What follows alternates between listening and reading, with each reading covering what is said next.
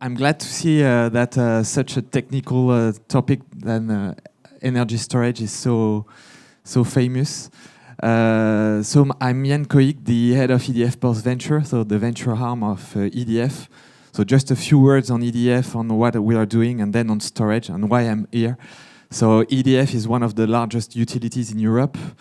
And among these utilities, one of the largest in terms of low carbon power generation.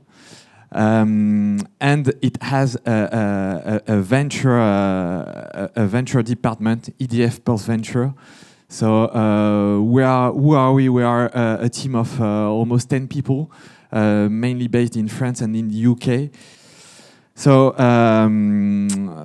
we're mainly investing in A series, B series for tickets from 3 to 5 million euros.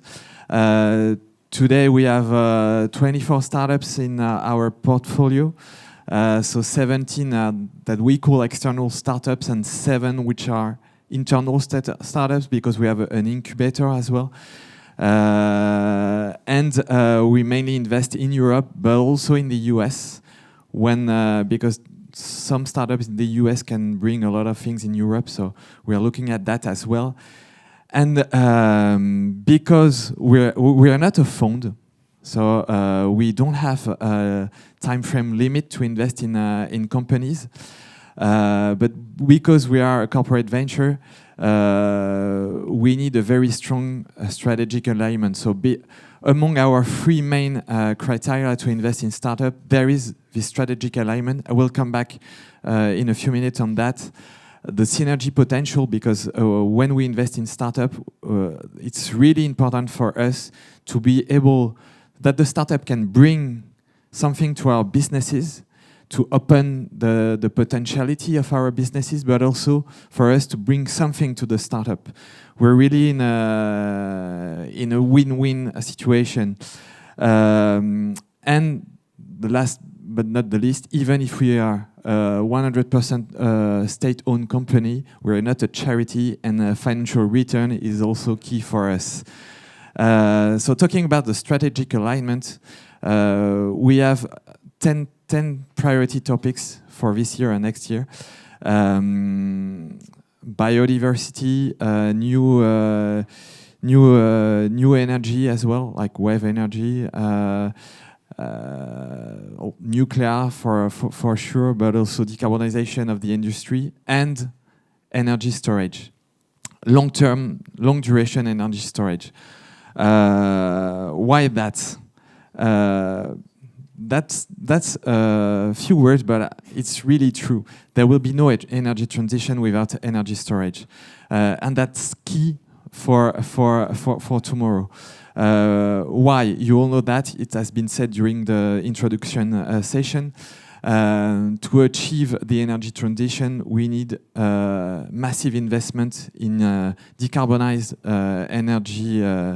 energy generation means, and the massive amount of investment we need will be made in new renewable energy, so intermittent energy. Which means that storage will be needed. And to face all the electricity consumption that will raise in the coming years, we need to address grid issues as well. Ancillary services, inertia, load shifting. This can be achieved without energy storage and in all markets. I mean, it's not only France, it's not only Germany, it's all over the world. So that's really key, and this is, for me, the first priority. A few figures just to illustrate that. So that's coming from our own studies. So you got on the left the need of power by 2040. So you just see that we will need a lot of additional power on our electrical systems to address the needs of our end user, industrial or end consumers. And coming with that, you got the need of transfer of energy. What is transfer of energy? This is storage. And you see that in all European countries, but not only, there is a tremendous need of transfer of energy from now to 2040. And when you look at Germany, we are talking about more than 50 terawatt-hour, and among that, we are talking the 2/3, even more, the 3/4 are on long duration energy storage. So that's not just an idea, that's fact. And when you look at the curve, so here you have the duration of additional storage we need in our system, depending on the penetration of intermittent energies. And the more intermittent energies you have, the more wind power, the more solar power you got in your system, the more long-term storage you need. So from beyond 6 hours to weekly or even monthly storage. So that's really key. And to achieve that, I think we need two things. First is innovation. Why innovation? We already have storage mean in our system. You have batteries, you have pump storage. We have to remind that. Batteries are part of the solution. That's true. But they're not the only solution. Why? Why? Because there are, first, they can address some use cases, but not all. When you're going beyond 6 hours, you need other storage means. And there is also sustainability and sovereignty issue. That's where raw materials are also really key to address this specific topic. And that's part of the storage issue today.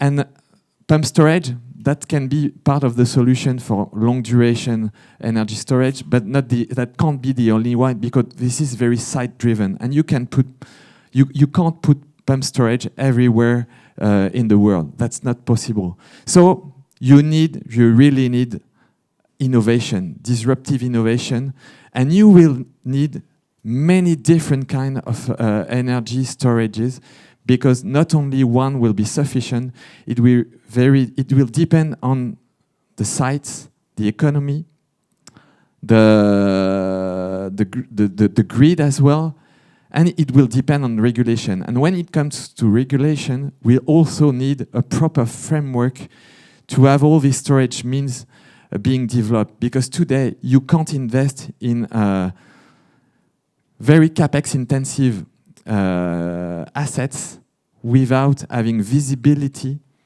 on the profitability of your investment. And today you can't only rely on power spreads, on peak-of-peak spreads, and also on capacity payment. It's not enough. You need more to have this energy storage means deployed. So I think if we really need to innovate, but also to push the regulation framework to have all our innovation being implemented in the near future.